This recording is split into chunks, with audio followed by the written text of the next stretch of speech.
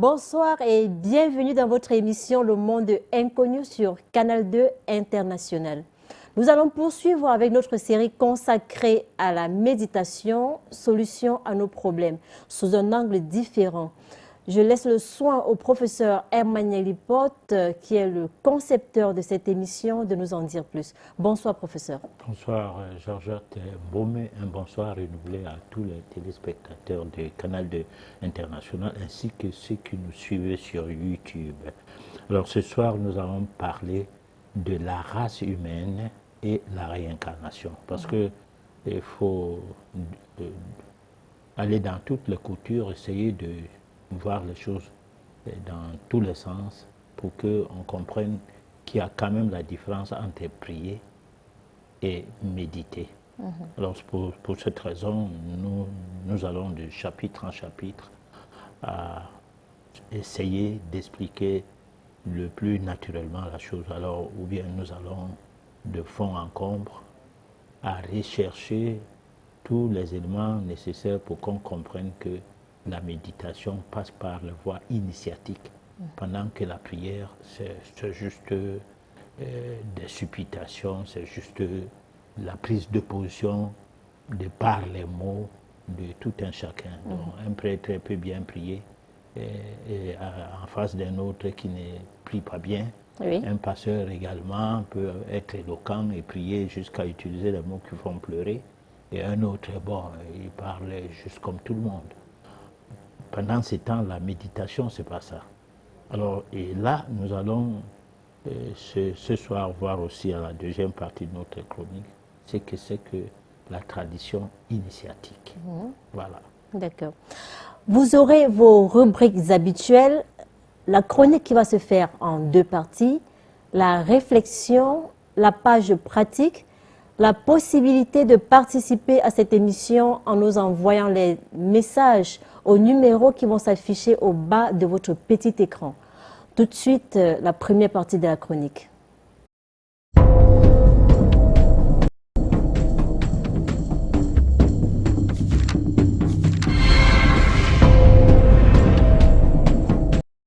Méditation, la solution à nos problèmes. Chapitre 61. La race humaine et la réincarnation. Rappelons que nous restons dans la logique de planter le décor en vue de mieux pratiquer la méditation.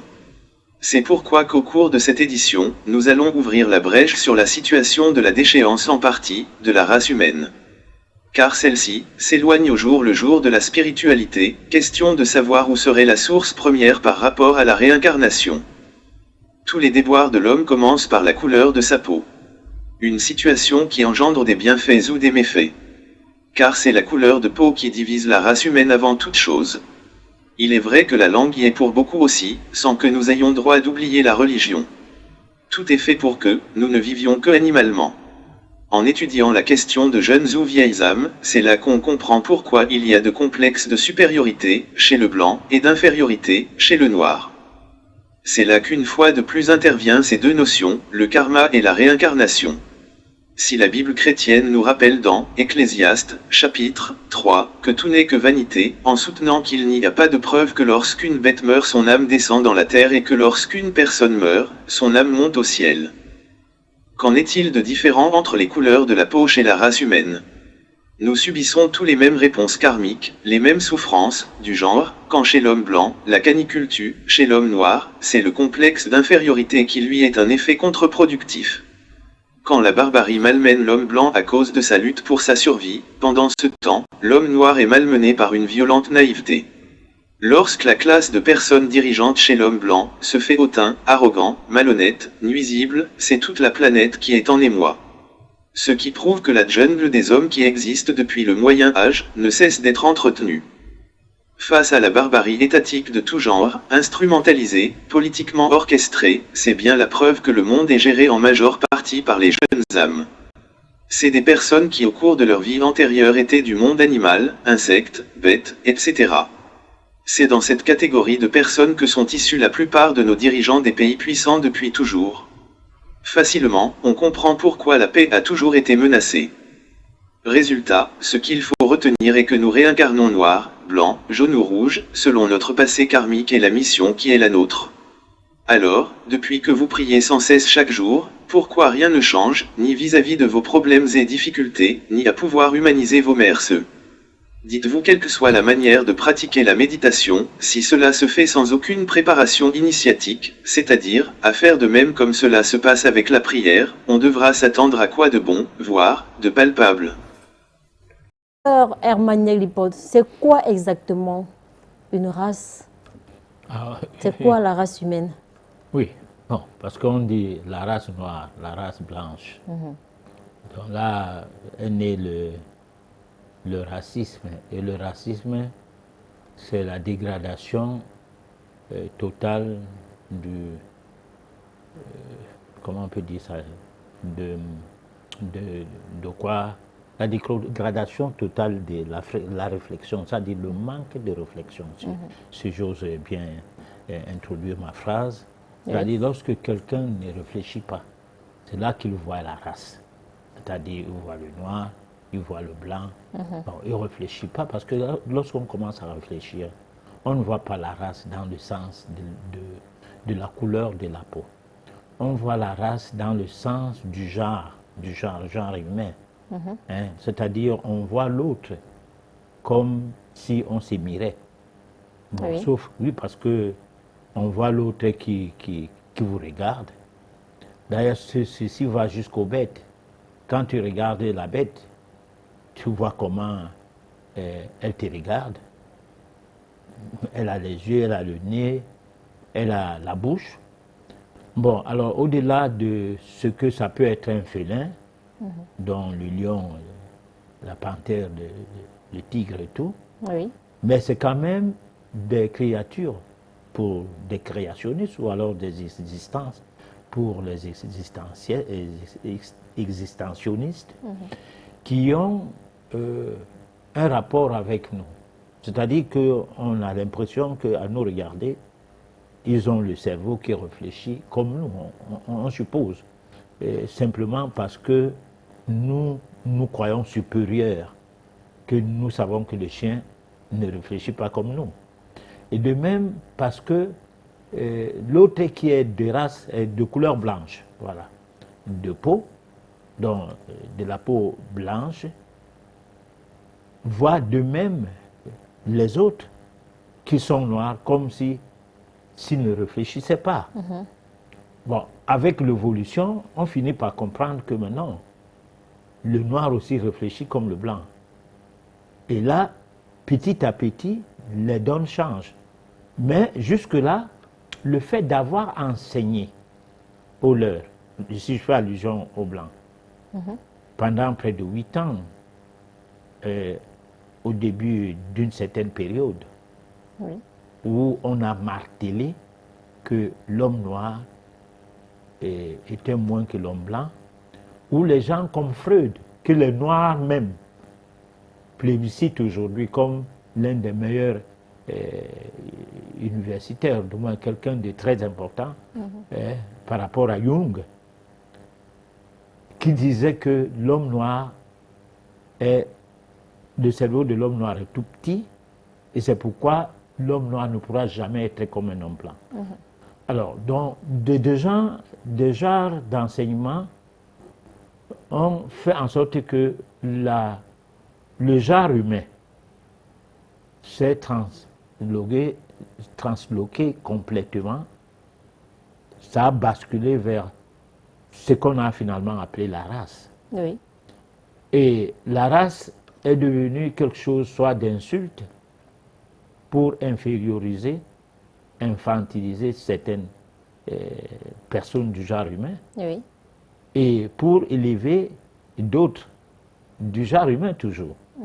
Alors donc, comment peut-on pratiquer la prière, prier le même Dieu, alors que tu te fais inférieur à côté de l'autre? Parce que, prenons par exemple le fait de s'agenouiller chez les catholiques.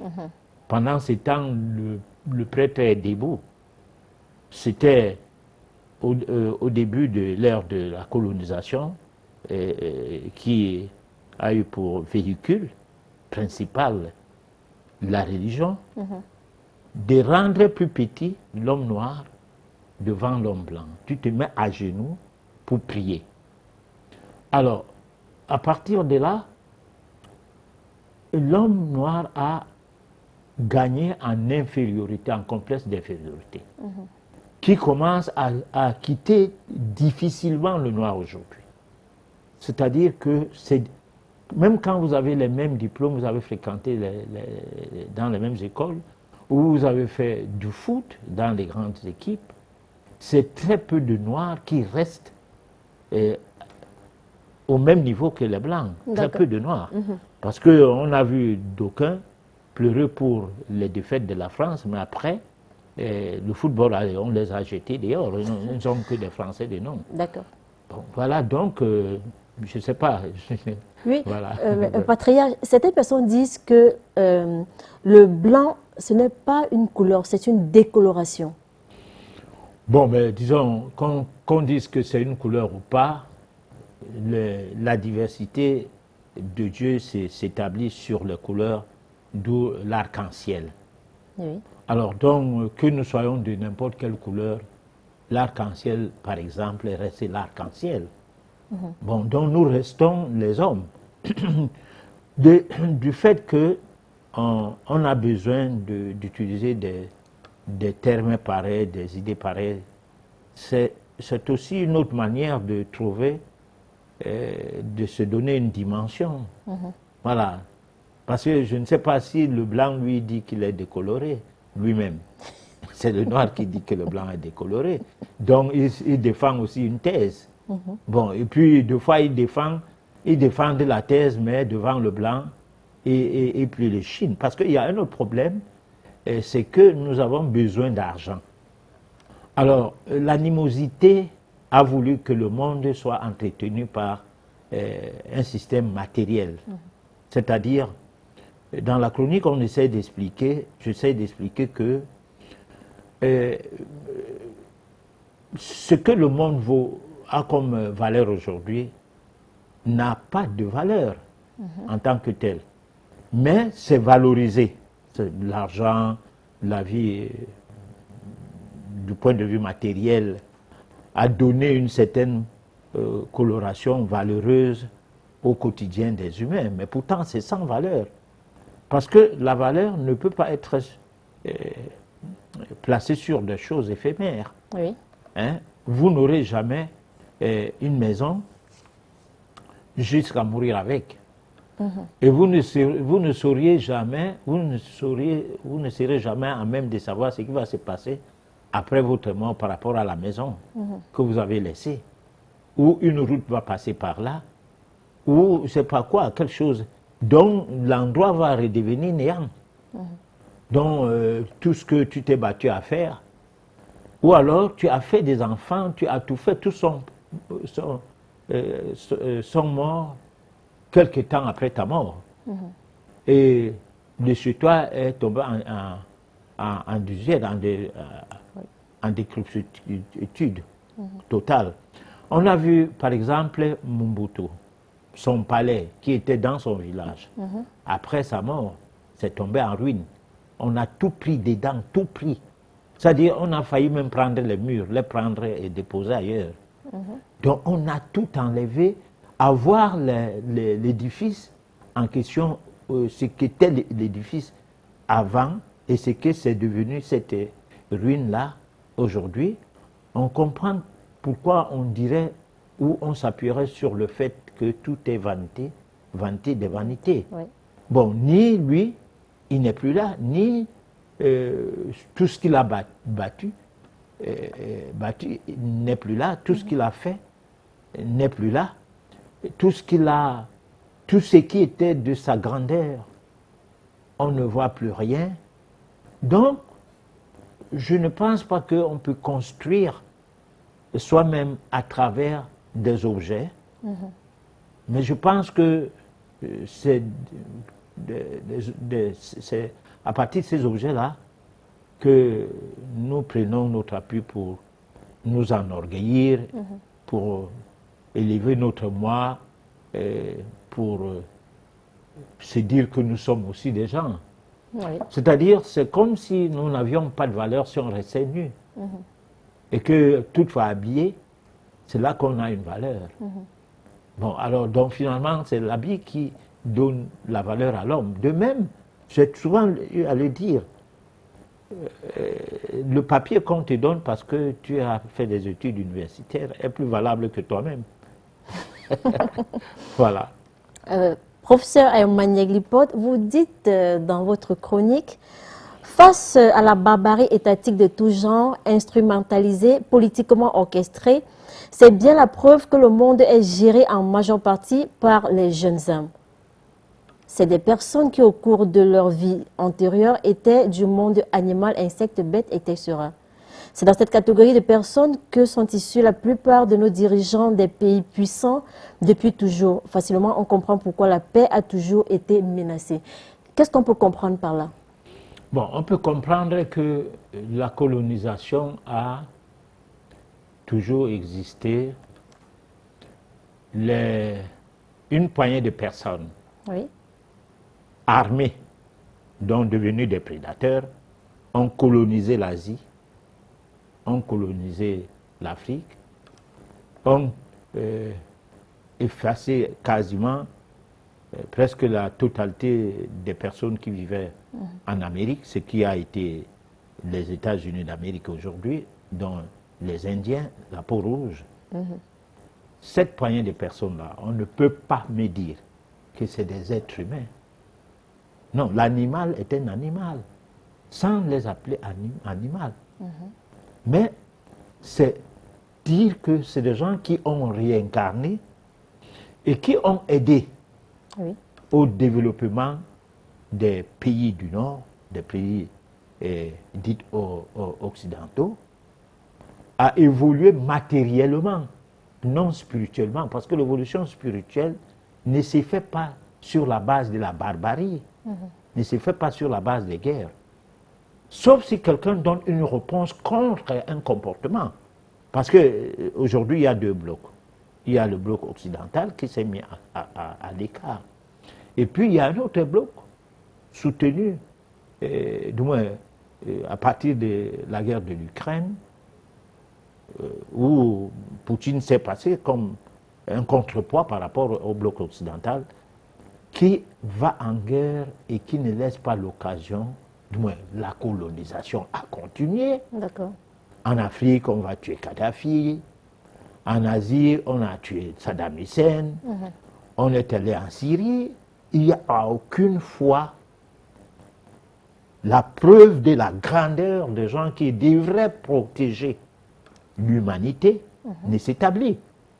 Alors, une vieille âme ayant enduré des épreuves, ayant souffert et tout, ne saurait continuer à voir l'humanité souffrir.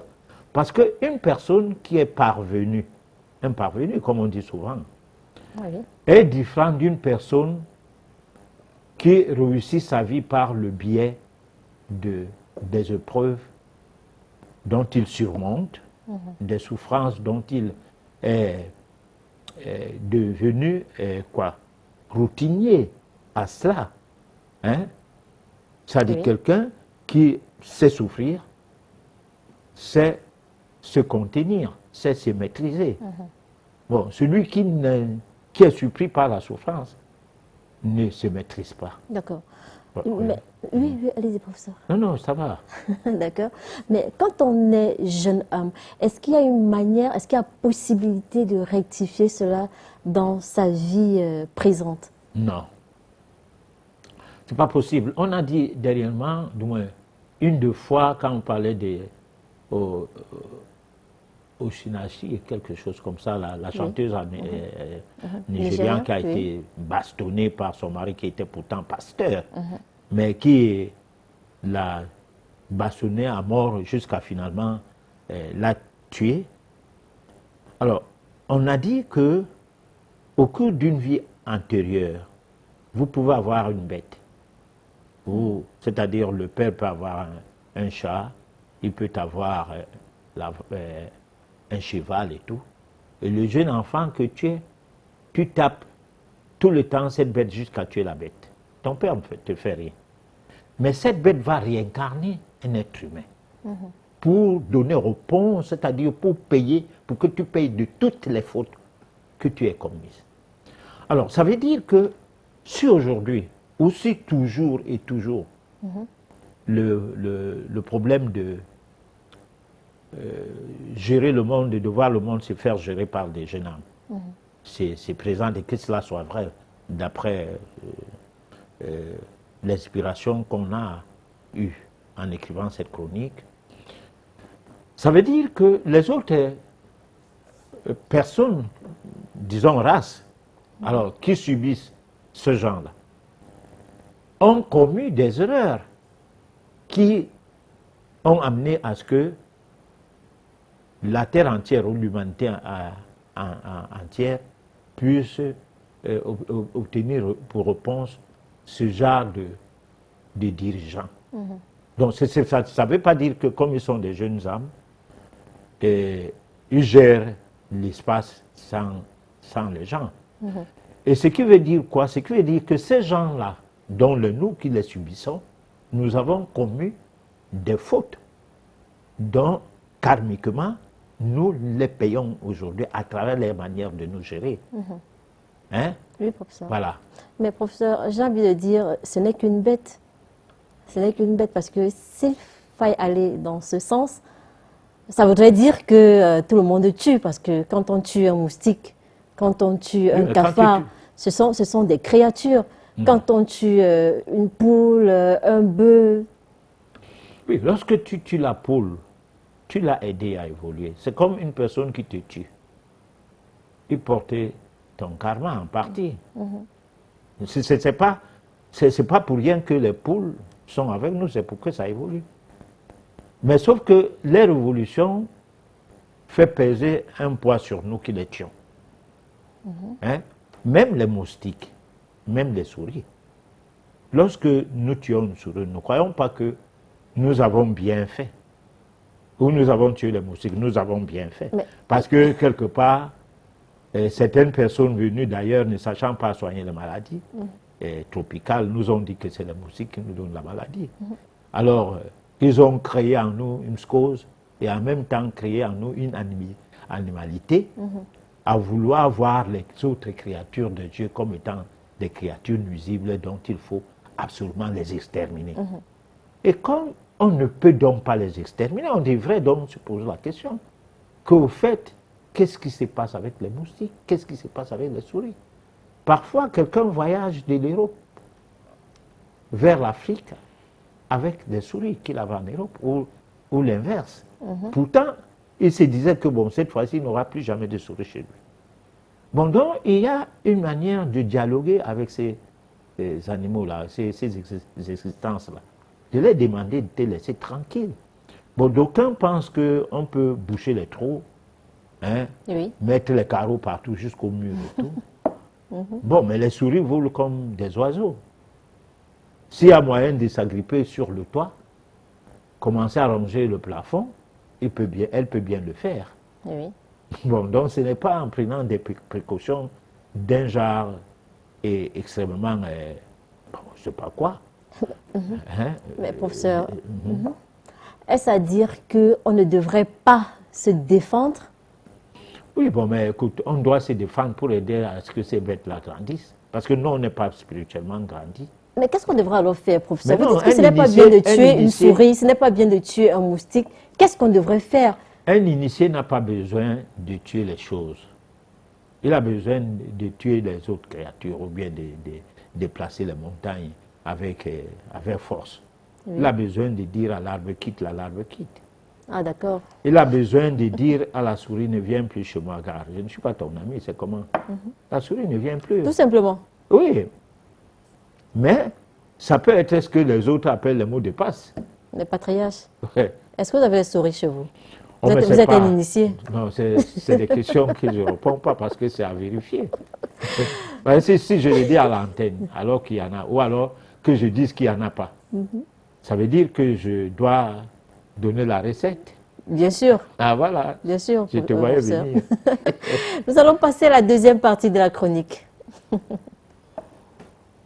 Tradition initiatique de formation en métaphysique. La tradition initiatique, parlons-en. Depuis le début de cette émission, beaucoup d'entre vous veulent savoir comment faire pour être formé en métaphysique, pour devenir un initié.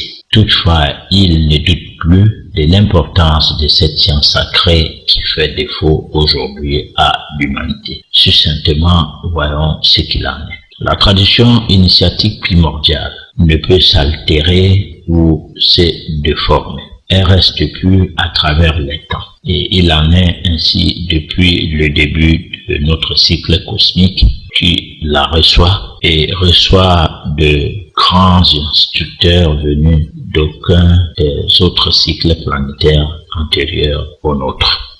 Ces instructeurs sont connus dans la littérature sous des noms divers. Seigneur de Vénus, Lucifer, Kumaras, dragon de sagesse, etc.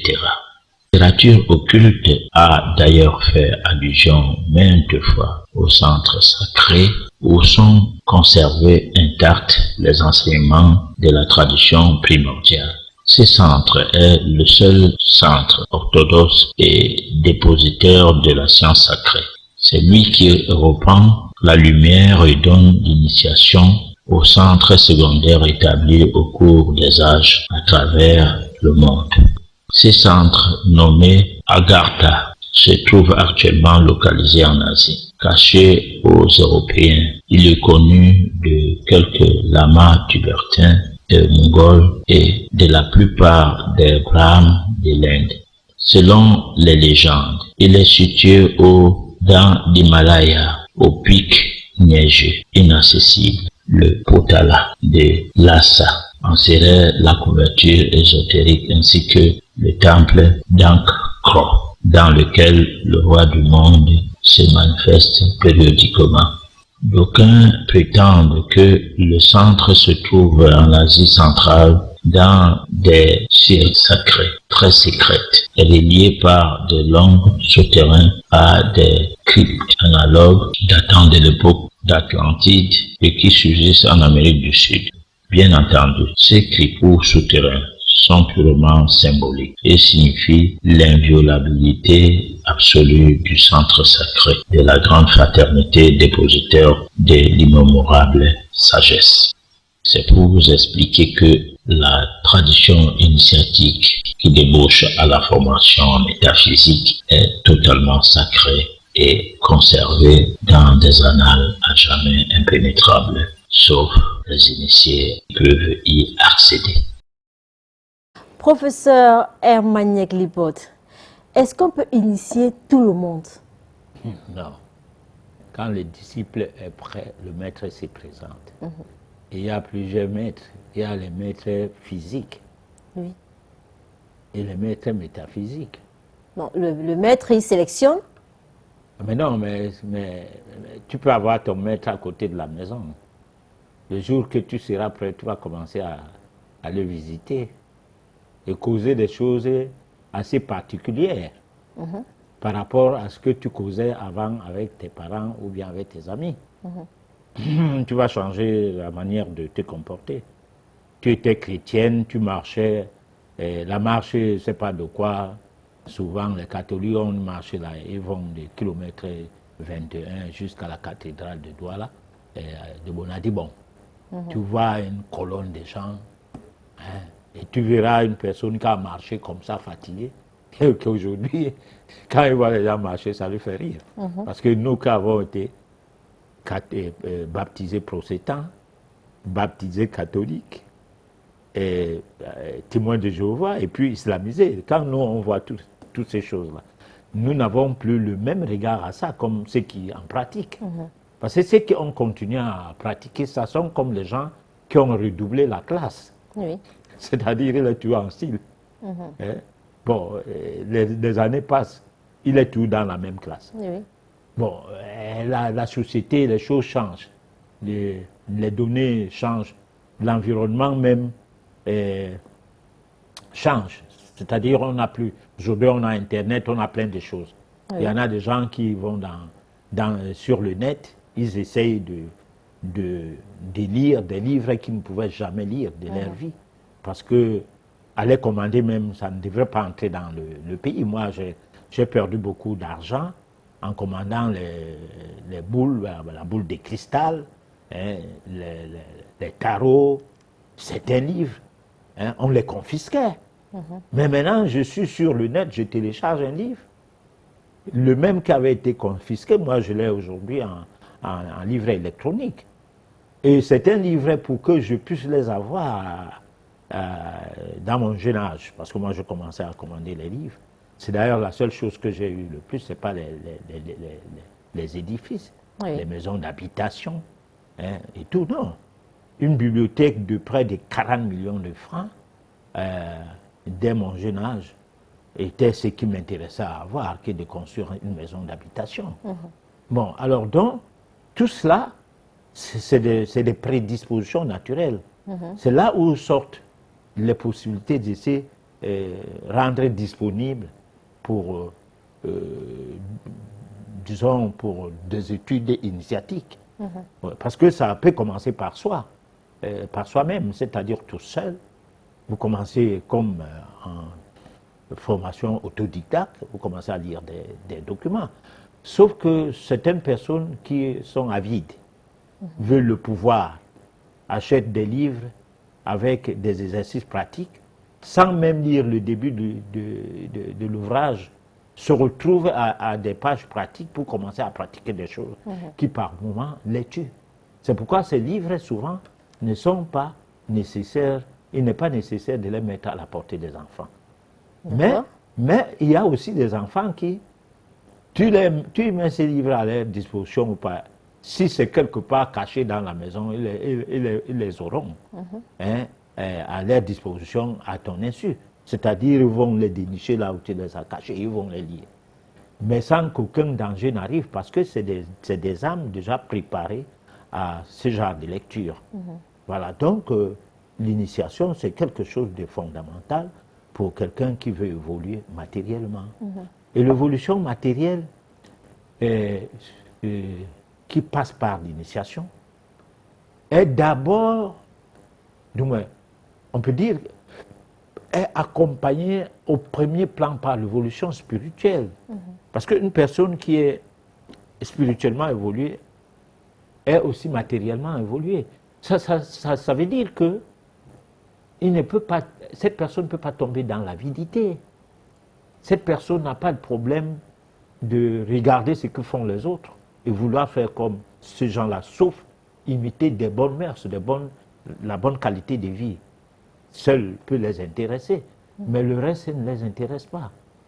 Parce que, comme je disais tout à l'heure, une âme qui a vieilli, qui a fait plusieurs fois la roue du zodiaque, c'est-à-dire qui a été bélier, à plus d'un titre, Gémeaux, bélier, taureau, tout ça, et refaire la roue du zodiaque, parce qu'à chaque fois qu'on naît, on est sur un signe. Oui. La fois prochaine, on va naître sur un autre signe. Si on a réussi à, comment je peux dire, c'est-à-dire si toutes les leçons à apprendre par rapport à ces signes-là sont une réussite, c'est-à-dire ont été bien appris, on a la possibilité de naître dans un autre signe avec de nouvelles expériences. Et après un temps, on sort du zodiaque. C'est-à-dire, on n'est plus sur la roue du zodiaque. C'est là où tu entends souvent dire les gens que l'horoscope, moi, ça ne dit rien. Oui. Mais ce n'est pas des gens qui critiquent l'horoscope, comme ceux qui sont dépendants du zodiaque le font. Bon, parce que, en fait, Bélier, par exemple, a deux côtés. Comme tous les signes, il y a question de dualité. Le bon côté, le mauvais côté. Bon, maintenant, quand tu es Bélier pour la première fois, parce que tu viens de réincarner un homme, d'incarner homme, parce que réincarner, c'en est une chose, mais d'incarner, c'en est une autre chose. Tu viens de devenir un homme avec grand H, femme ou garçon, fille ou garçon. Alors donc, là, tu vis le bélier dans son état brut. Oui. Alors, si c'est un entêté, c'est un autoritaire, c'est un brut, c'est là où tu tapes sur quelqu'un, ta femme, tu tapes seulement comme un animal. Mais lorsque tu réincarnes une fois, deux, trois fois, alors tu commences à prendre plutôt le côté positif du bélier. D'accord. Voilà. Mais patriarche, tout à l'heure, vous avez dit qu'une personne qui est spirituellement évoluée est matériellement évoluée. On voit certains initiés habiter dans des conditions pas... Dans les taudus. Oui. Et puis dans les marécages. Oui, patriarche. Et ils ne se plaignent pas, donc ils sont bien habités. C'est quoi donc être matériellement Oui, évolué? matériellement, ça veut dire que tu ne sais pas comment il fait. Parce qu'il y a des gens, moi j'ai connu un papa qui partait de la cité Sikh pour l'aéroport à pied, travaillant à Camer. Et ces papas-là, on mettait une voiture à sa disposition, on refusait. Et pourquoi? Ah mais oui, mais parce que lui ne se sentait pas à l'aise dans la voiture. Peut-être qu'avant que la voiture n'arrive chez lui, il est déjà chez lui. Est-ce que ce sont des conditions? Aucune condition. Ça veut dire que la voiture ne va pas plus vite que lui. C'est-à-dire, bon, il y a un de mes cousins nous rapportait une affaire qu'au cours d'une réunion d'une assemblée au village, il y avait un père dedans, dans le groupe, on discutait et tout, il essayait d'expliquer des choses, c'est quelqu'un de très respectueux Oui. qui était là avec eux. Et à la fin de cette réunion, lui, il est en voiture. Il demande donc à ses papas-là que, bon, comment on va déposer les gens vers ton coin? Entre aussi dans la voiture. On te dépose. Il dit, mon fils, c'est bon. Mais allez-y, moi, je ne suis pas pressé. Quand on a déposé les gens, lui qui était presque à l'extrémité de ce trajet-là, Oui. on l'a trouvé chez lui, déshabillé, mangeant un petit repas servi par son épouse. Il leur rappelle que je vous ai dit de déposer les gens parce que moi j'étais sûr que je vais arriver avant vous. Bon, alors comment a-t-il fait? Personne ne sait. Bon, alors comment pense que quelqu'un qui a une voiture est bien loti que l'autre qui n'a pas de voiture mais qui peut aller où ce qu'il veut rapidement? Quelqu'un qui n'a pas d'avion, qui n'a pas de billets d'avion, qui n'a pas de passeport, hein, peut-il voyager, se retrouver en Europe ou partout dans le monde? Comment pense que lui n'est pas matériellement bien? Puisque du point de vue matériel, il se déplace, il se retrouve ailleurs, comme tout le monde.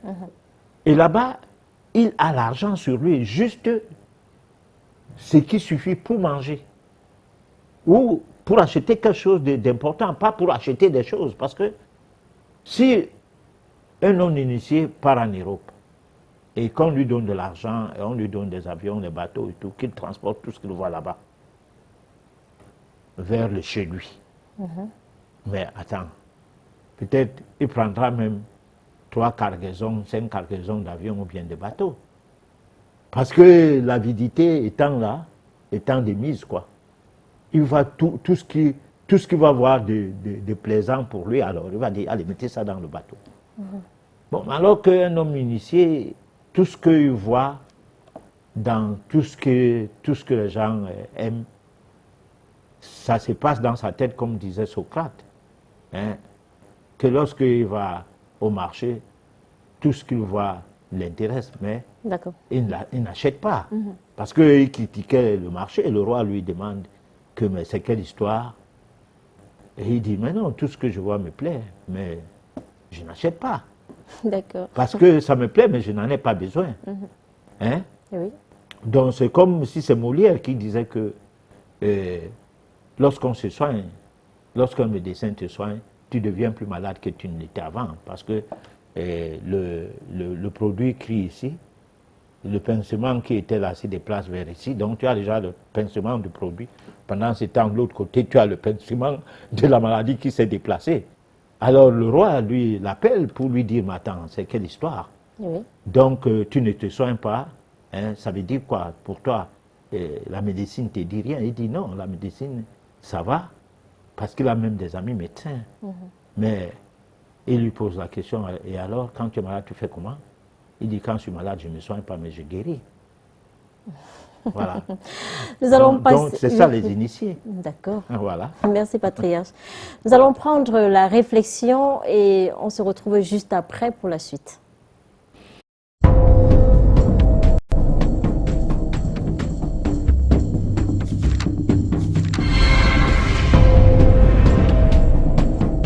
Alors, chaque année, il y a de nouveaux étudiants qui entrent en faculté de médecine. Toujours plus nombreux. On crée les nouvelles facultés. On vient de créer, on est en train de créer une autre au nord, on est en train de créer, on veut créer une autre à l'est. Ça veut dire que dans très peu de temps, il y aura encore un peu plus de médecins qui vont avoir des diplômes et qui vont sortir chaque année. Alors que déjà, ceux qui sont là n'ont pas d'emploi.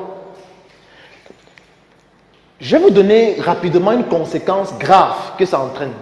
Du moins, une parmi tant d'autres. La première conséquence, c'est que moi, j'ai des collègues qui touchent 50 000 le mois. Ça veut dire qu'ils travaillent de lundi à vendredi. Ils font 2 gardes par semaine. À la fin du mois, on donne 50 000. Docteur en médecine, 7 ans. Pourquoi est-ce qu'on donne 50 000? Parce que c'est un peu comme les bails en salam. Quand il n'y a même pas de pouvoir même surfer sur son téléphone, qu'est-ce que ça entraîne? Ça fait en sorte que les victimes, c'est nous. Parce que quand vous allez arriver à l'hôpital, il y a des choses incroyables qu'on va faire juste pour combler les fins de mois. On va vous prescrire un examen qui ne sert absolument à rien parce que chaque fois qu'on prescrit ça, on a 30%. On va vous prescrire des médicaments qui ne vous servent à rien parce que chaque fois que je vous prescris le médicament, j'ai 500. J'ai assisté un jour à une conférence d'un laboratoire de la place ici à Yaoundé, je ne vais pas citer le laboratoire, qui avait invité les médecins pour présenter un nouveau médicament. On arrive dans la conférence, il y avait pratiquement 120 médecins. Et puis, la dame qui était responsable du laboratoire est devant et commence à présenter le médicament, la molécule, etc. Ce qui se passe, c'est que, déjà, avec tellement d'erreurs dans la présentation et tout, mais bon, c'est pas ça le plus important. C'était un médicament qui, selon eux, permettait de restaurer le système immunitaire des patients qui souffraient de sida. Pendant sa présentation, il y a quelque chose qui m'a choqué. À un moment donné, elle dit que je sais qu'au Cameroun, c'est difficile. Je sais que les médecins, vraiment, le traitement salarial n'est pas bon, les emplois et tout. Mais on a quand même prévu quelque chose pour vous. Chaque fois que vous allez prescrire ce médicament, vous aurez 500. On va vous donner des facturiers qui ont des souches à chacun qui souhaite utiliser le médicament. Comme ça, chaque fois que vous prescrivez le médicament, à la fin du mois, on vient prendre les souches, on compte et puis on vous donne vos 500. À la fin donc de la présentation, elle dit, ceux qui souhaitent alors le faire, venez prendre les souches. Et plus de 80% des médecins allaient prendre.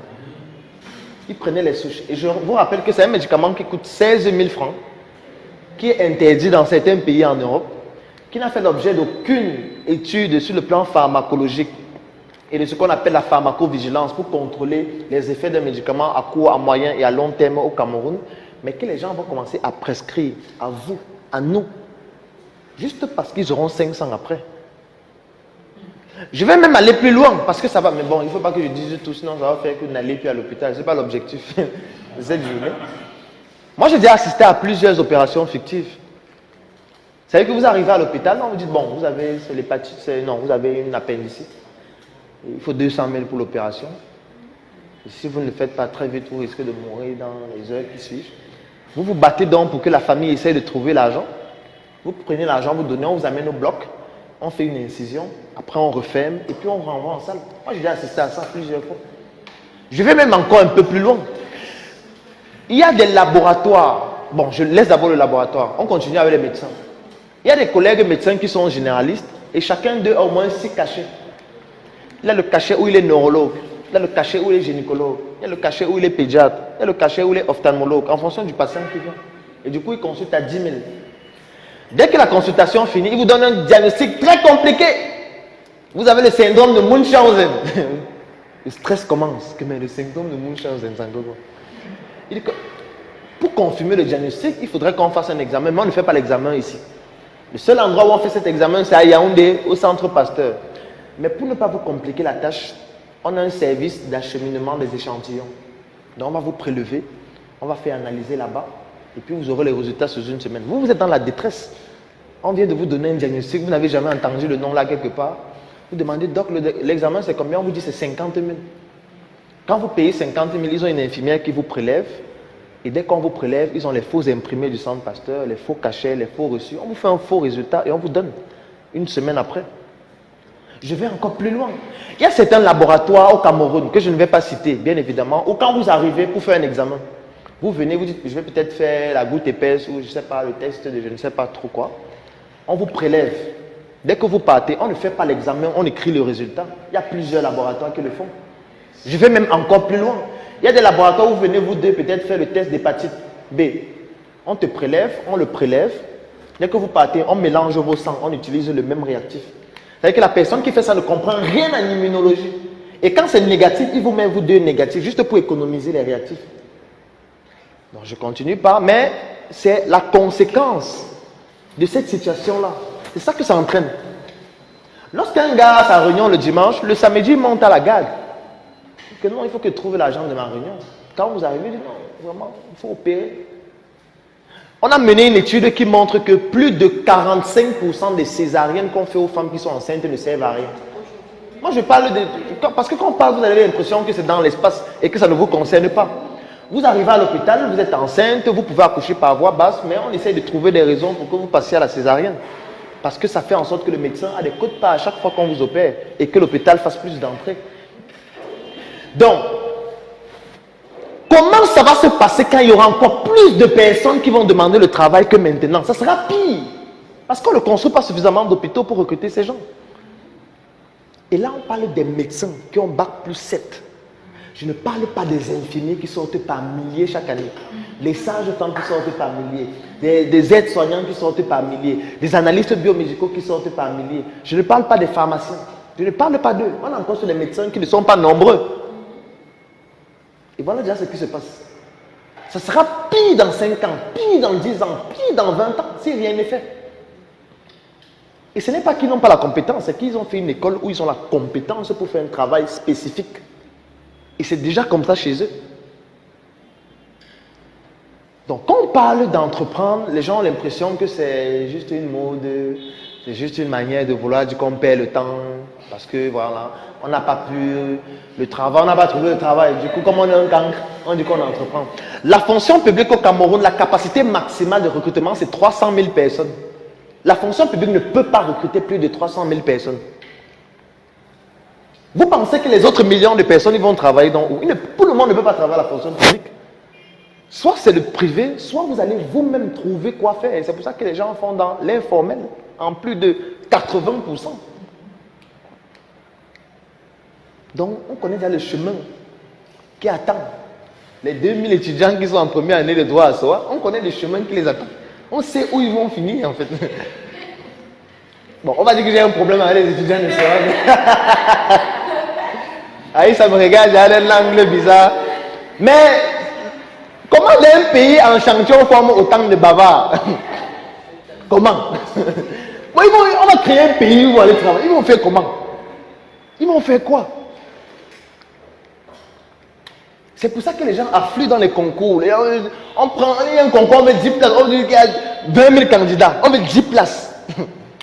Et ce qui fait que l'État a trouvé que c'est une très bonne stratégie pour remplir les caisses. Donc du coup, quand on gagne les concours, vous venez donner les frais, on sait que bon, on sait là-bas ceux qui ont passé. Donc du coup, ce que vous venez faire là, c'est la mascarade. Imaginez donc ce qui va se passer bientôt. Parce que la population ne fait que s'agrandir. Ne fait que s'agrandir. Les enfants vont de plus en plus à l'école. Les enfants ont de plus en plus de diplômes. Les parents poussent de plus en plus des enfants à avoir le maximum de diplômes. Et quand ils ont le maximum de diplômes, ils sortent, il n'y a rien à faire.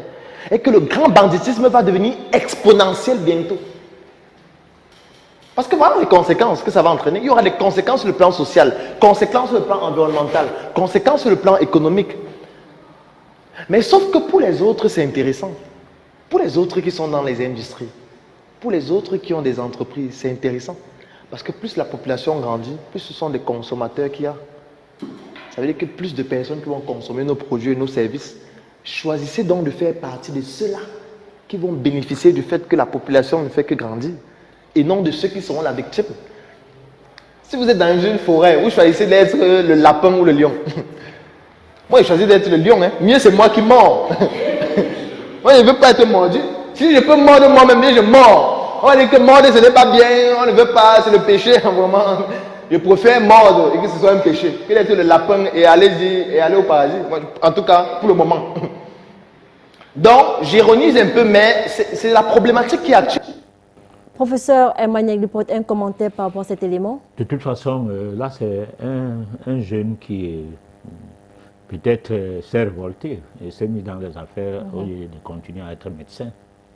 Bon, les choses, on dit ça tout le temps aussi. Et là, ça aide à ce que les gens comprennent que ce n'est pas tout le monde qui est d'accord que les choses se passent comme ça se passe là. D'accord. Bon, et qu'aujourd'hui, le métier de médecin, qui est d'abord déjà un métier, même chez les Occidentaux, de prescripteur, parce que l'obligation de moyens seul est recommandée comme slogan et comme acte, mais pas du résultat. C'est-à-dire on ne part pas à l'hôpital pour guérir d'un mal, mais pour boire les médicaments à vie. D'accord. Et là, lui, il dit la même chose de son passé dans ces milieux, parce que apparemment, il n'est plus dans ces milieux. Bon, de toute façon, c'est juste pour dire à bon entendeur, salut. Salut. On va passer à la page pratique.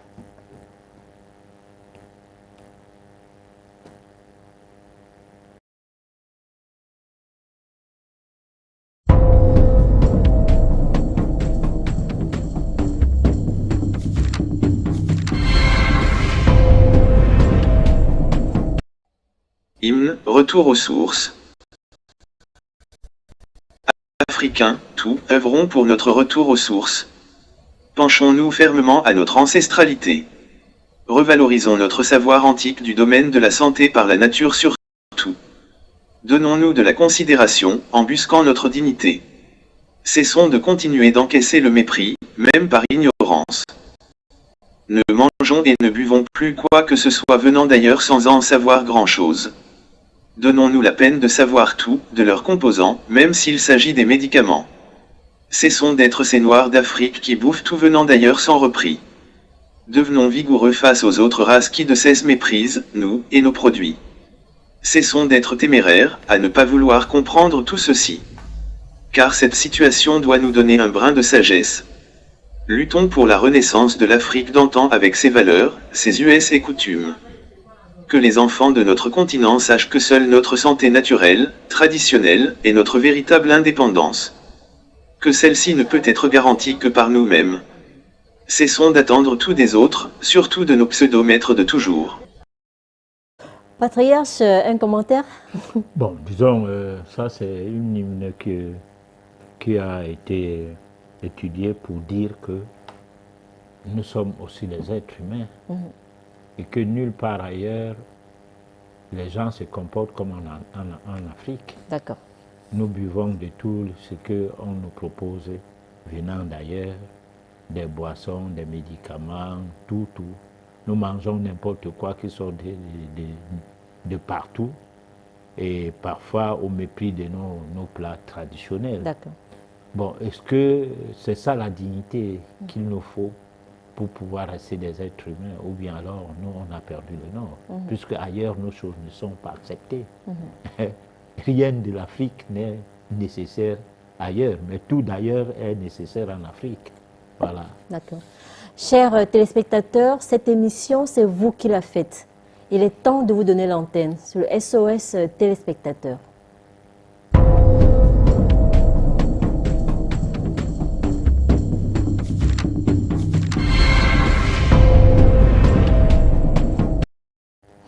Patriarche, merci beaucoup pour l'édification. Comment savoir qu'on a un partenaire sûr? Je m'appelle Loane. Un partenaire ou une partenaire, bon, ça dépend. Là, nous sommes dans le cas de mariage ou bien de vie sentimentale. On a toujours dit qu'il faut faire une étude d'affinité. C'est très nécessaire parce qu'on dit souvent que qui se marie mal rate sa vie. Ouais. Voilà. Comment savoir si on est initié? Bon, c'est qu'on ne se mêle pas des problèmes de religion quand on est initié. Oui. Bon, je dis se mêler, ça veut dire quoi? Ça ne veut pas dire que quand on parle de la religion, tu ne dis rien. Non. Mais c'est que tu as l'impression que, du moins, tu as envie d'expliquer quelque chose à quelqu'un qui est purement et simplement religieux. Non pour critiquer le fait d'être religieux ou bien sa religion, son adhésion à une religion, mais comme pour déplorer en quelque sorte quelque peu son comportement. Donc on est un peu, bon, peut-être pas révolté, on peut être révolté contre le système, mais pas contre l'individu. Parce que l'individu, lui, il est converti dans une histoire que ce n'est pas lui qui a mis ça en place. Oui. On l'a aussi entraîné dedans, soit ses parents, soit, c'est pas moi, ses amis. Voilà. Ok, bonsoir le sage. Moi, c'est Eboa depuis le Burkina Faso. J'ai une question. Comment entrer en contact avec ses parents qui sont morts? Alors là, c'est des pratiques médiumiques. C'est les médiums qui font ces pratiques. Vous pouvez apprendre à devenir médium. Vous allez entrer en contact avec vos parents décédés. Toutes ces questions de décision. Si vous avez l'envie de rentrer en contact avec vos parents, c'est déjà un début de décision. Hein. C'est-à-dire que celui qui a envie de boire l'alcool, c'est qu'il a décidé déjà d'essayer d'en boire. Hein. Donc c'est la même chose. Si vous avez besoin de parler avec les gens qui étaient avec nous et qui ne sont plus avec nous aujourd'hui parce que décédés, c'est que c'est un début de quelque chose. Voilà. D'accord. J'ai toujours de la chance de trouver certainement le travail, mais je ne fais pratiquement rien avec l'argent et plusieurs fois, on me dit que je suis couvert d'un tissu noir. Que faire? Ernest Ebonguet depuis Yaoundé. Là, c'est la voyance qui pourra aider à mieux comprendre le phénomène. Bon, là, je profite pour dire au public de Yaoundé, comme il a dit qu'il est de Yaoundé, que cette semaine, je serai à Yaoundé vendredi, samedi, et dimanche, je regagne Douala. Donc, ceux qui veulent bien, on va échanger, ils vont appeler hors antenne pour caler les rendez-vous. Parce que n'étant pas à Yaoundé pour plusieurs jours quand même, du moins deux déjà c'est plusieurs, mais pas pour toute une semaine, il serait bien que les rendez-vous soient calés afin que j'essaye de voir le timing, puisque moi je ne suis pas le genre qui parle avec des gens 5 minutes, tu sors, l'autre 5 minutes, tu sors. Non, non. Quand quelqu'un vient, il faut qu'on s'entretienne, qu'on prenne du temps, et parfois ça fait 1 heure, 2 heures du temps. Donc il faut que je sache le nombre de gens qui sera intéressé à échanger avec moi. Voilà, par exemple. D'accord. Patriarche, comment faire pour se libérer des méfaits commis par nos grands-parents qui influencent aujourd'hui? Ça peut être que nous sommes réincarnés et que c'est nous qui avons fait ces méfaits. Et réincarnés aujourd'hui, nous devons payer de nos fautes. Alors, pourquoi vouloir se libérer de ça alors qu'il faut plutôt accepter, payer sa dette? Parce qu'une dette karmique, ça se paye comme toutes les autres dettes. Voilà. Patriarche, merci beaucoup à vous. Je pense que vous devriez donner votre vie à Jésus. Ah, merci beaucoup. Mais Jésus, c'est mon frère et nous sommes ensemble, on fonctionne ensemble. Donc ça veut dire que ce que je fais, il a déjà béni ça, comme ce qu'il a fait moi aussi, j'avais béni ça. Bon, donc nous sommes en symbiose. D'accord. Donc c'est lui qui est étonné que comment je suis comme Jésus. Bon, voilà. D'accord. Merci pour votre conseil, mon ami. Voilà. Bonsoir, Patriarche. Que pensez-vous de la religion témoin de Jéhovah? Samuel, depuis l'Allemagne. Bon, moi j'ai été témoin de Jéhovah. La chose qui me fait sortir de ce mouvement, c'est peut-être la prostitution religieuse, spirituelle, que je voulais savoir des choses, savoir.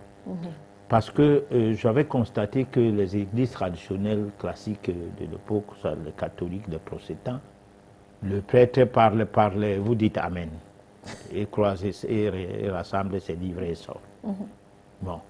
Alors que chez les témoins, on levait le doigt, on posait des questions.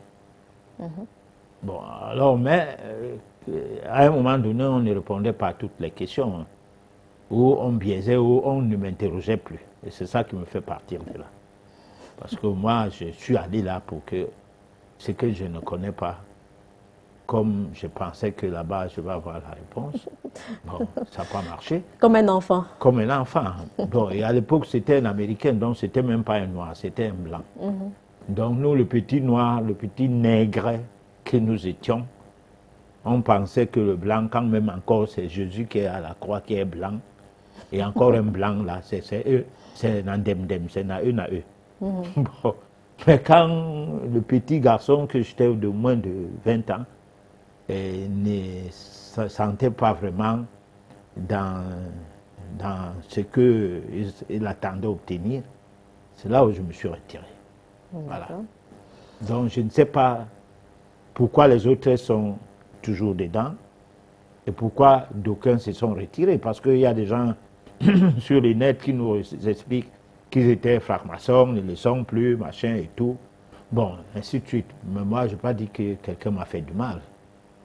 Chez les témoins, non. C'est que c'est moi, dans ma soif et même dans ma curiosité, j'avais besoin de comprendre certaines choses à travers la Bible qu'ils expliquaient bien. Mais malheureusement, mes questions n'étaient pas les bienvenues. Voilà. D'accord.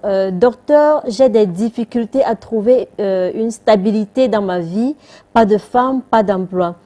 Patriarche, une bonne fille dans ma vie. J'aimerais savoir s'il n'est pas encore temps ou bien. Morera Fabien depuis Yaoundé, Biémassi. Oui. D'une part, il peut arriver que vous ayez à vous marier tard, que vous aurez à vous marier tard dans la vie, ou que vous ayez eu à vous marier au cours de vos vies passées, et ayant commis certaines choses, vous pouvez terminer cette vie, certaines erreurs, cette vie sans avoir de femme, par le biais, par le truchement de l'envoûtement ou de la sorcellerie. Et qu'il faille que vous fassiez quelque chose pour que cela s'arrête. Donc, deux fois, il ne faut pas avoir honte de consulter un voyant lorsque rien ne marche. Bon, d'après vous, parce que vous pouvez dire que rien ne marche alors que tout marche bien. Mais le temps n'est pas encore arrivé pour que vous soyez content. Oui. Voilà. La patience. Ouais. Que faire pour avoir des visions? C'est Hakim depuis Kribi qui nous envoie ce message. Mais on peut s'entraîner à avoir des visions. Et comment ça? Tout dépend de ce que chacun de nous veut. Du moment où il pose cette question, c'est qu'il aura les visions, parce qu'il commence à penser qu'il doit avoir les visions. Il aura. Bon, c'est d'abord, la première chose, c'est tu ne peux pas aller à Yaoundé alors que tu ne sais même pas que Yaoundé existe. Donc tu ne peux pas avoir des visions lorsque tu ne sais même pas que les visions existent. Mais du moment où tu sais que les visions existent, c'est que tu as déjà fait un pas vers les visions, mais tu ne le sais pas. D'accord. Bon, donc à vouloir savoir qu'est-ce qu'il doit faire pour avoir les visions, il les aura. Voilà. Je rappelle que vous avez la possibilité de nous envoyer les messages au numéro qui s'affiche au bas de votre petit écran. Patriarche, comment savoir qu'on a 4 yeux et se libérer du trou à la main? On ne peut pas savoir si on a 4 yeux, comme si on est étonné. Comment ça? Si tu as développé ton 3e œil, bon, d'aucuns diraient tu as 4 yeux. Et le 3e œil, ainsi développé, qu'est-ce qui t'étonnerait? C'est-à-dire tu vis des phénomènes. Ou alors tu peux devenir, comment je peux dire, clairvoyant. Tu peux faire plein de choses que quelqu'un qui n'a pas développé son 3e œil ne peut pas faire. Donc il n'y a pas un problème à ça. Voilà. D'accord. Père, je voudrais savoir si vous faites dans la voyance et comment ça se passe. C'est Ismaïla depuis Guider qui nous envoie ce message. Bon, vous appelez hors antenne, on va voir comment ça se passe. À ces numéros, dès demain, probablement, quoi. Patriarche, Je m'appelle Diana, j'ai 28 ans, j'ai beaucoup de prétendants. Mon étoile brille énormément en ce moment, mais je suis confuse. Je ne sais pas comment faire le choix. Il faut choisir, il faut prendre tous ces noms-là et les étudier pour faire un choix. Il faut passer par les voies initiatiques qui sont l'étude d'affinité, savoir avec qui vivre. Oui. Se passerait bien en étudiant le nom, la date de naissance de la personne ainsi que votre nom, votre date de naissance. Et puis la première année de rencontre. Tu peux savoir si celui-ci il est dans le registre du coup de foudre. Celui-là, c'est une simple amitié, ainsi de suite. Mais il peut aussi arriver que vous avez 5 prétendants, tous les 5 prétendants sont du même registre, par exemple, coup de foudre. Parce qu'en fait, vous n'avez pas de prétendants. C'est vos yeux qui prétendent avoir, vous attirent ce genre de personnes. C'est comme une personne peut dire elle n'aime pas les vieilles personnes. L'autre va dire j'aime pas les jeunes. Hein? Oui. Bon, à partir du moment où tu te fais des barrières et que c'est peut-être dans les jeunes que tu devais avoir un mari ou une épouse, alors il y a un problème. C'est toi-même qui s'est mis dans le problème. Alors toutes les autres personnes que tu admires bien, que tu aimerais bien être avec, ne sont pas ces gens-là qui doivent vivre avec toi. Toi, tu as déjà fait ton choix de tomber dans la brousse. Donc, tu as déjà barré et annulé les vraies demandes de mariage qui devraient venir de partout. C'est-à-dire, il ne faut pas être fermé en disant je ne peux que me marier d'un blanc, je ne peux que me marier d'un noir, je ne peux que me marier d'un albino, je ne peux que me marier de quelqu'un de teint clair. C'est-à-dire, dès que tu as déjà choisi avec qui tu peux te marier, alors au niveau de l'astral, la matrice est déjà construite. Oui. Et cette matrice ainsi construite entraîne à ce que tous ceux qui viennent te voir sont des gens qui ne sont pas nécessairement les gens avec qui tu dois te marier. Parce que c'est ce qui a été prédestiné pour toi. Oui. Tu n'es pas en train de vouloir ça. Hein? Voilà. C'est comme une personne qui est en prison et il ne sait pas que la prison où elle se trouve, ça lui fait échapper la mort. Que si elle continue à rester dehors, on l'aurait tué depuis. Hein? Mais parfois tu es en prison sans faute.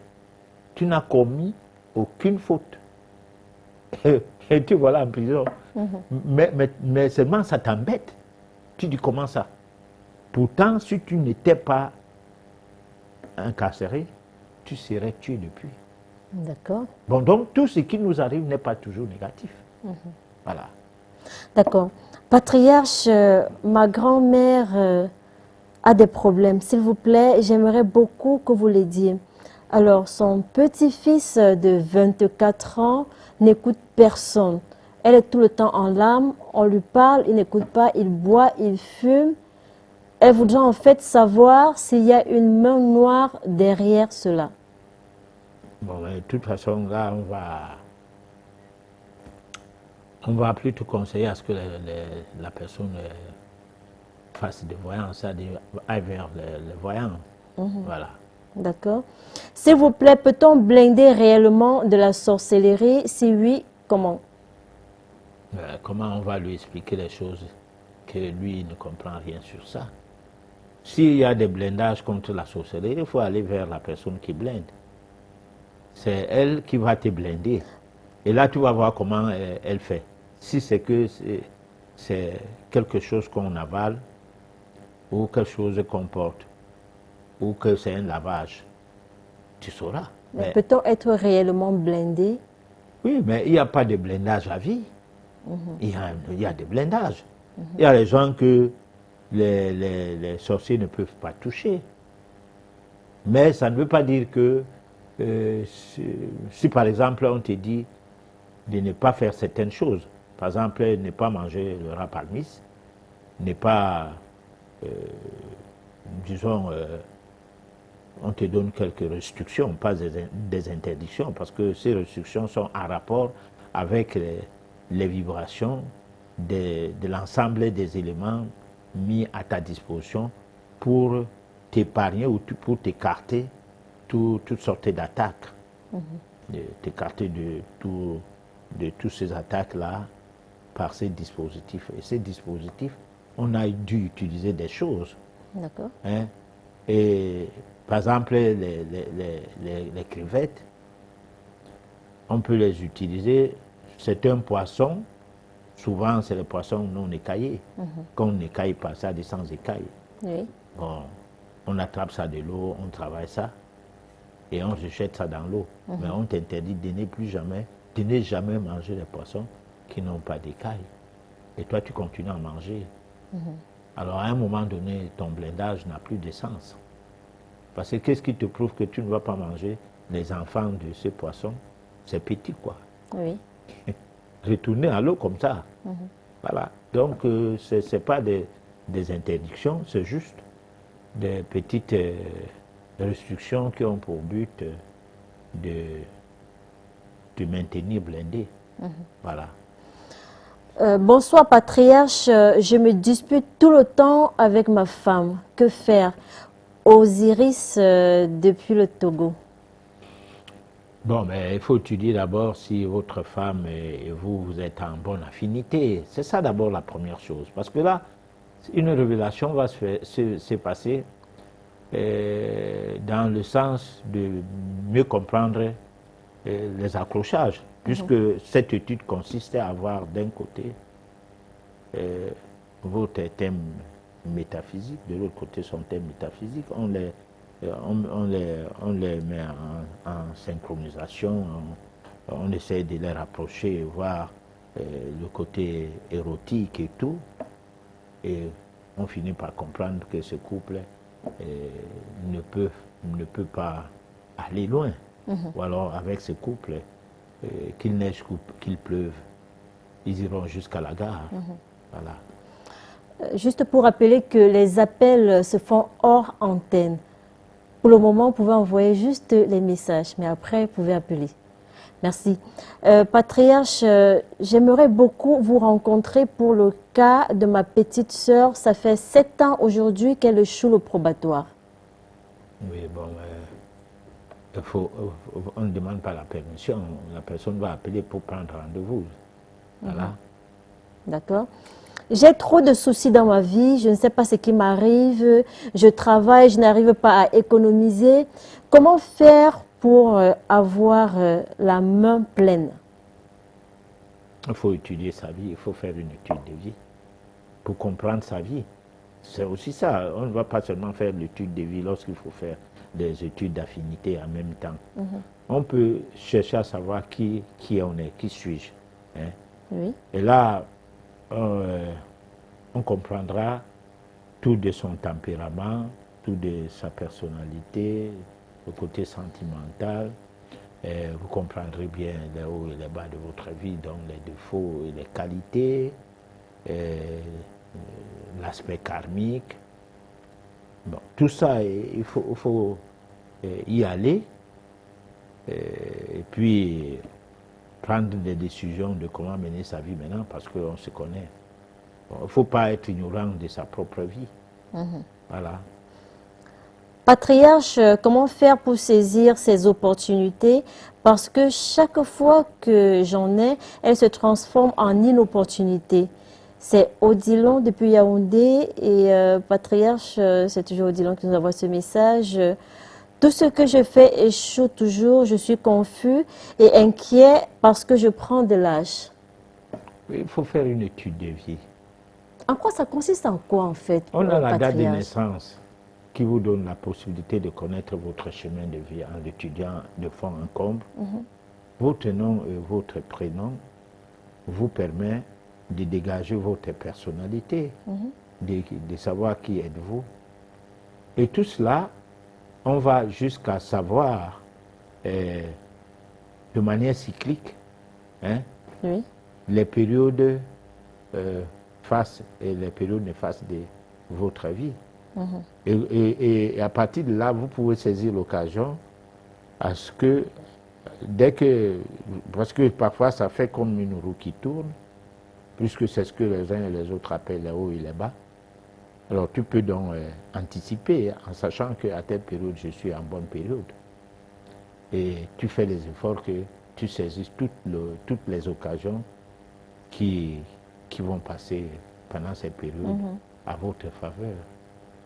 Bon, mais quand on ne connaît pas, on ne sait pas qu'on est en période où tout ce qu'on voit là, c'est des bonnes occasions. Donc c'est pourquoi je parle de l'étude de vie métaphysique à faire. D'accord. Voilà. Grand maître, s'il vous plaît, je veux savoir si le destin existe vraiment sur la mort. Étant conscient d'une faute humaine pouvant causer la mort, entre parenthèses, vitesse, alcool. Mais bon, c'est que vous êtes né pour mourir à cause de l'alcool. Bon, peut-être que d'aucuns diraient qu'il boit, il meurt, il ne boit pas, il meurt. Et toi, tu as opté à mourir. Bon, donc, parce que tu as dit, tu bois, tu meurs, tu ne bois pas, tu meurs. Bon, mais il y a certaines morts qui ne sont pas des morts disons, parce que nous, en métaphysique, nous parlons de la transition. Oui. C'est-à-dire, tu changes un corps, tu quittes d'un corps à un autre. Mais avant de transiter, tu peux attendre un certain temps entre la période de décès et la période de réintégrer un corps. Tout comme vous pouvez, tu peux réintégrer un corps immédiatement après. Tout cela dépend. Donc, les actes que nous posons peuvent nous entraîner à souffrir bien après. C'est-à-dire, si tu te donnes la mort par l'alcoolisme, tu entres dans la voiture, tu commences à conduire à tombeau ouvert, tu cognes le talus ou tu cognes les gens, ils meurent, tout. Et que tu naisses infirme. Oui. Hein? Tu naisses infirme. Ou tu naisses mongol, tu es assis là tout le temps. Hein? Ça veut dire que c'est à cause de toi. Et tu as précipité ta vie à intégrer une autre dimension. Donc, au cours de celle-ci, tu vas souffrir tout le temps. Donc, il ne faut pas dire oh, je bois, je meurs, je ne bois pas, je meurs. Je mange, je meurs, je ne mange pas, je meurs. Je parle, je meurs, je ne parle pas, je meurs. Il y a parler. Il y a boire et boire. Oui. Si tu ne veux pas mourir, et pour naître avec des conséquences, c'est pas renaître avec des conséquences insupportables, parce que plein de choses nous arrivent. Parce que souvent, quand on fait la voyance, tu vois comment quelqu'un est issu d'une famille, frappé par l'anathème, par la malédiction, mais qui veut bien vivre. Comment tu vas faire? Tu dois d'abord te purifier. Tu dois te purifier.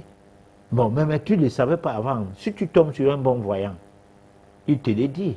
Tu commences à chercher les voies et moyens, comment se purifier, comment changer de mode de vie, comment adopter une autre façon de vivre.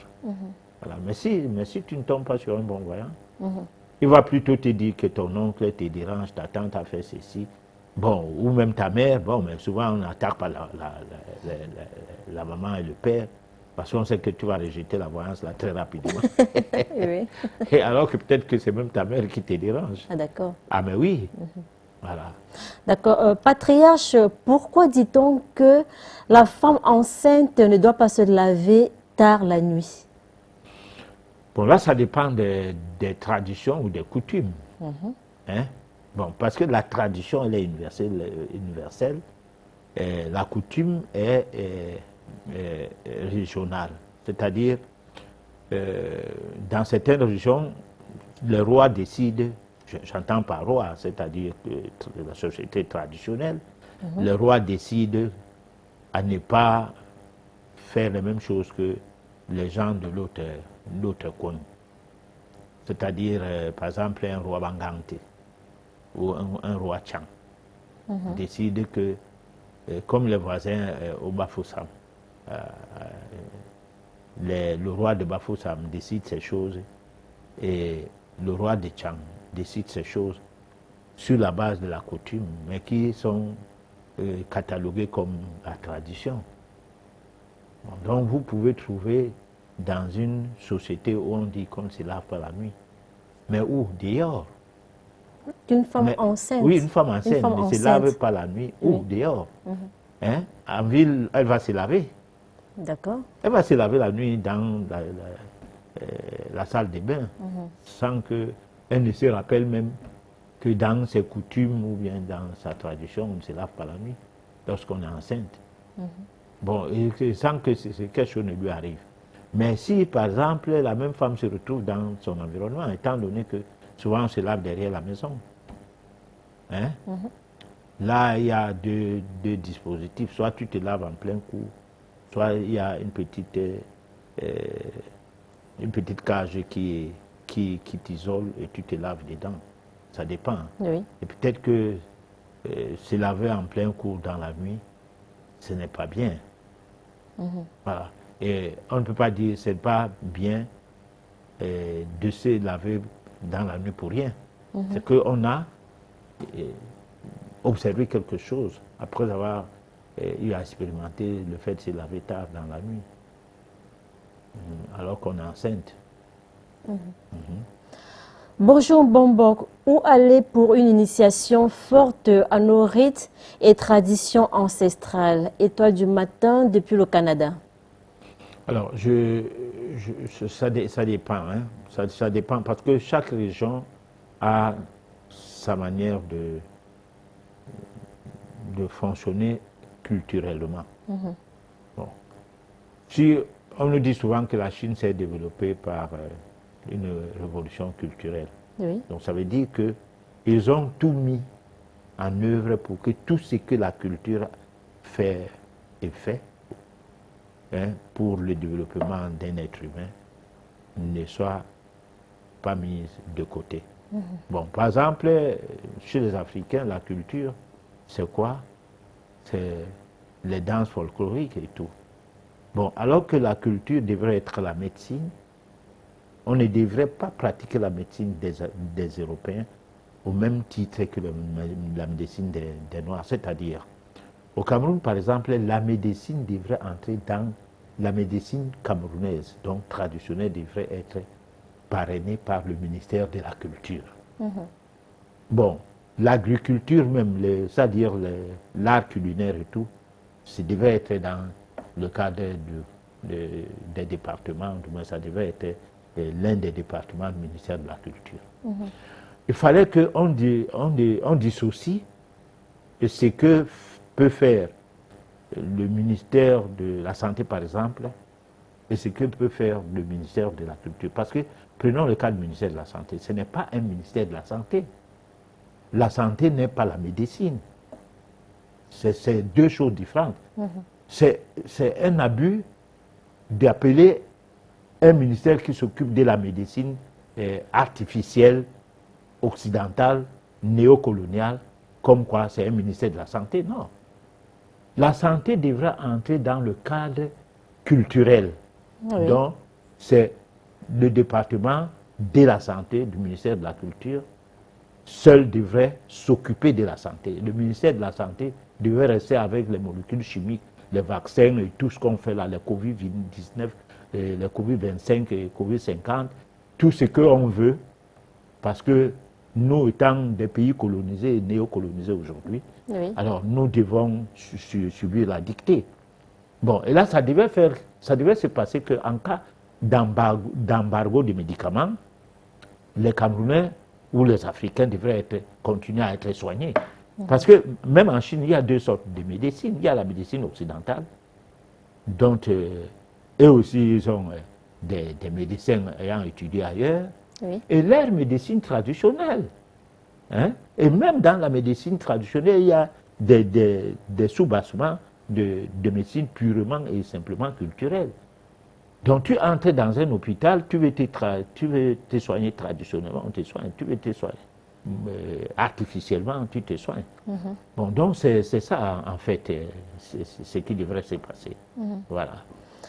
Patriarche, comment gérer son foyer?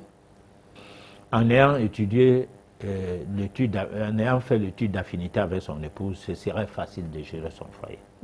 Parce qu'il n'y a pas une Bible sur le plan sentimental que tu dois lire, soit pour étudier les bonnes mœurs, la bonne conduite du point de vue conjugal. Également, il n'est pas question de se mettre avec une personne qui ne t'aime pas, mais dont tu forces à vivre avec, hein, et vouloir gérer cette personne. Donc on n'a pas de foyer à gérer. Lorsqu'il y a l'amour, lorsque madame n'est pas possessive ou monsieur n'est pas possessif, c'est là qu'il y a l'amour. Parce que quand il y a l'amour, il y a le dialogue. Quand il y a le dialogue, il y a les échanges. Oui. Chacun connaît la position de l'autre. Avant même que tu ne commences à expliquer, l'autre dit, bon, chérie, j'ai compris, ça va, il n'y a plus de problème. Et puis c'est fini comme ça. Bon, on ne se tape pas dessus parce que tous les deux, voilà. D'accord. Connaissez-vous des initiés qui initient à nos rites et traditions camerounaises? Bon, alors, je ne sais pas, je n'ai pas fait le recensement pour en savoir quelque chose. Je sais seulement que des questions pareilles se posent hors antenne.